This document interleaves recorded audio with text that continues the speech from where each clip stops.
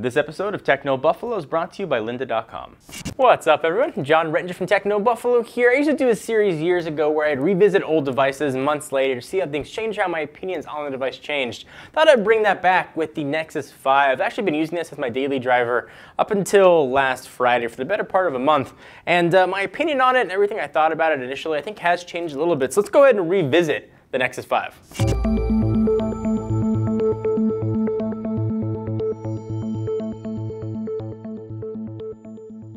So working at Techno Buffalo, I've got the distinct privilege to be able to check out any phone that I want and use any phone I want while I'm testing. I don't get the opportunity all that often to sort of be in between testing phones, just sort of use a device just because I want to use it. And I really started to decide that I wanted that pure Android experience again. I just finished testing the LG G3. We'd had the Galaxy S5 before that, HTC One M8. I think the iOS got a little bit stale, nothing really new from Apple coming out for a while, and I wanted just a pure, unadulterated Android experience. So I thought I would go back and try the Nexus 5. And I gotta say, I've been really impressed with it. Now this phone came out back in October, so by my math, it's like 9.5, 10 months old, which by phone times you already be like, well, this thing's a dinosaur, it's antiquated. Who would buy a Nexus 5 right now? But I'm gonna sort of challenge it. This is still, I think, one of the best phones available. So since it's been like 10 months, I'm gonna just refresh you real quickly on the specs. It's got a 4.95 inch screen, so about 5 inches, 1920 by 1080, Snapdragon 800.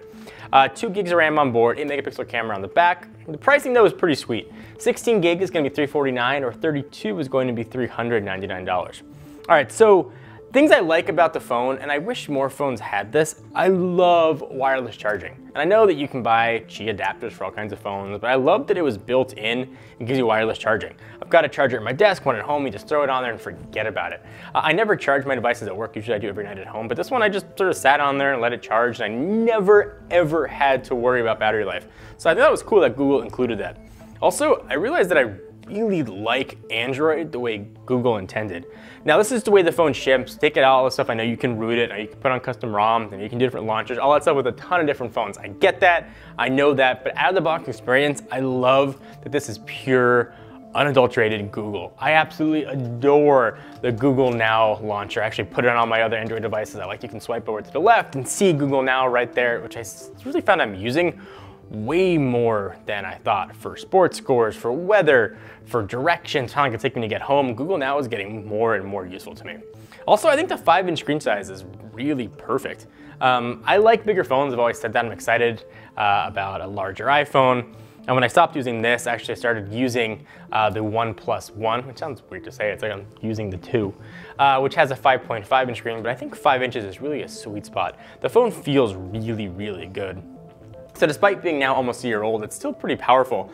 I never once had any slowdown, never had any lag. Everything I threw at it worked perfectly. Everything was smooth. The phone just worked. I was kind of making the analogy to some of the guys in the office. It's like the Acura of phones. You might not look at it and be like, wow, that thing's absolutely gorgeous, but it just does everything really well. Every part of it just works and works well together, with one exception. And this has sort of been one that a lot of people have talked about. The camera. Google's tried to make it better, but it can only put so much lipstick on a pig before you realize and sober up that it's still just a pig. 8 megapixel camera should be fine. The pictures are just still not good. And I'm not saying not good by like camera phone standards, which have gotten way, way, way better. You can still post to Instagram, Twitter, Facebook, and they'll still look absolutely fine. But you're not gonna wanna use these pictures to blow up and put photos on a wall. Things get totally blown out in a lot of light situations. In low light, don't even think about it. Things look really, really grainy. Autofocus is not very quick. That's my one main complaint with the phone. Other than that, the thing is absolutely incredible. We stop for one quick sec to thank our friends at lynda.com. They offer thousands of super easy to follow video tutorials that are taught by pros in their industry. You can learn creative, software, business skills, anything you want to give yourself a better life, or just learn a new skill. Membership starts at $25 per month, and it's online, so it's unlimited 24/7 access. Give it a shot for 7 days free by visiting lynda.com/technobuffalo. That's lynda.com/technobuffalo. Back to the video. It's built really solid too. I don't generally have cases on my phones. I've been pretty lucky to not break one. I was walking with just normal walking height and I dropped this thing, screen down, and you didn't get that sinking feeling like happens in slow motion, just like, no, phone. minute I picked it up and I was for sure thought the screen was gonna be cracked, and it wasn't. It looks fine. There's not even a dent on it. So I was super duper happy about that. Build quality seems to be really, really solid on the phone. So hats off to LG for that. I do still wish that it had removable storage. I wish I could have popped an SD card in there. The biggest you can get is 32 gigs, and that's just not that much storage. When you consider, you know, maybe 26 or so are actually accessible to you. If you have a lot of pictures, they're not stored in the cloud, that can go very, very fast. But for the price, it is still a bargain. I know this exists in a world now with the OnePlus One, you know, for same price, actually a little bit less, you get 64 gigs, and the option to put in expandable storage is still a great deal.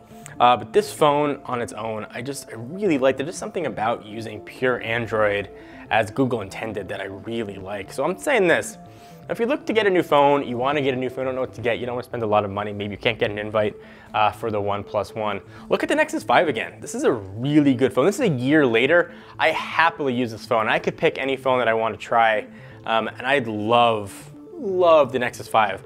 I'm a guy who just loves phones. Like, I can't believe that I get the chance to pick these phones. For a guy who has a passion, a love for phones, this is the one that I picked up. I think that should say something. So if you're looking to get a new phone, you already have a Nexus 5, and you're thinking about what the Nexus 6 is gonna be, or looking at whatever an HTC or a Samsung, the next iPhone, be really happy with what's in your pocket. This is a great device at a great price, running an incredible operating system that really smashes all the previous misconceptions I think about Android. You had it like the cupcake and donut versions, that slow and laggy, which it was at the time. That's still what a lot of people think, since they haven't picked up an Android device since then. Play at the Nexus 5, give it a shot. I think you'll be really impressed how far Android has come. It is an incredible operating system on great hardware. I think LG absolutely nailed it with just a few exceptions. So what do you guys think? Am I off? Am I way off? Do you like the series? You want us to bring it back? You know, we did it about 2 years ago. I really want to hear your thoughts on it. Leave in the comments down below. We can just sit and talk about phones, which I can do all day because I freaking love these little pocket computers. Anyway guys, I'm John Rettinger from Techno Buffalo. Of course, check us out at technobuffalo.com. If you want to see our full review, initial review that we did of the Nexus 5, we'll link that down below as well. See you in the next one. Thank you guys for watching this video. We hope you enjoyed it. If you want to be up to date on what's coming next in the world of consumer electronics, hit the big subscribe button right down below.